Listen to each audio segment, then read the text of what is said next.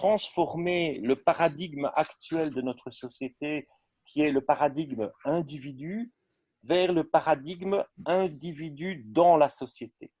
C'est-à-dire repositionner la société par rapport à l'individu et la place de l'individu dans la société.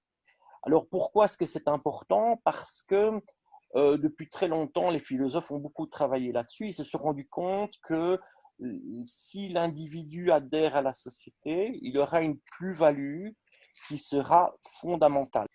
En fait, la crise du Covid nous a appris qu'à l'échelle individuelle, le choc avec le Covid-19 nous avait perdu tous nos repères. On s'est rendu compte qu'on n'avait aucun contrôle sur les événements sanitaires, aucun contrôle sur les réactions sociétales, aucune vision globale sur les répercussions de ce phénomène.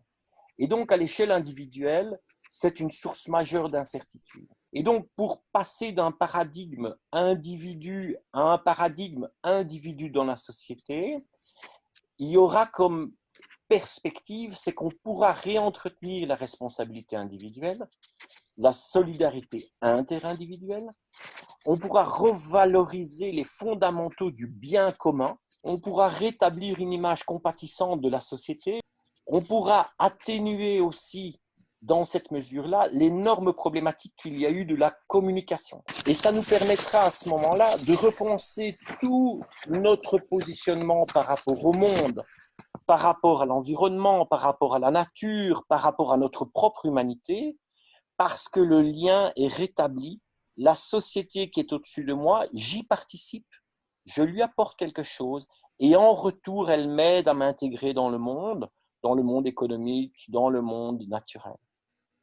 Ça nous permettra aussi de donner une dynamique dans nos réflexions, et particulièrement en Belgique, sur les modèles démocratiques qu'on a choisis. Et enfin, dernière chose, augmenter la réactivité du système. La deuxième clé de transition, si j'ai déterminé que ma mission, c'est changer ce paradigme individu vers l'individu dans la société, quelle vision vais-je y mettre? La vision, ça devrait être, à mon avis, une vision intégrative des savoirs et des expertises. C'est-à-dire qu'il faut casser les réflexes corporatistes. Ça nous permettra aussi, et je pense que c'est important, de lutter contre la fragmentation clinique et scientifique. Quelle maintenant culture y mettre? La culture, c'est quel relief est-ce que je veux mettre à ces engagements que je vais prendre?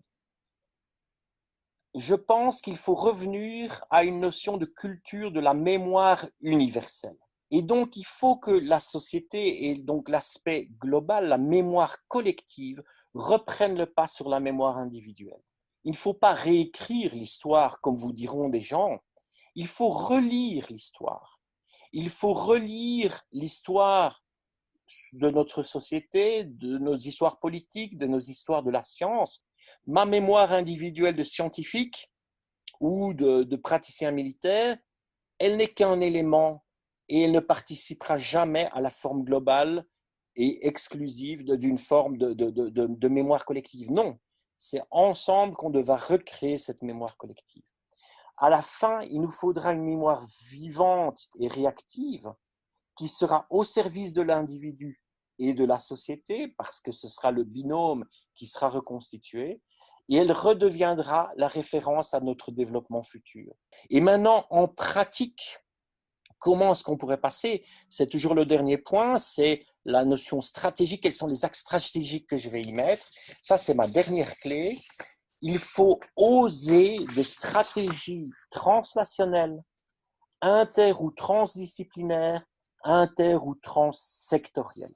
En recréant un langage commun, on osera de plus en plus aller vers les autres secteurs, les autres disciplines.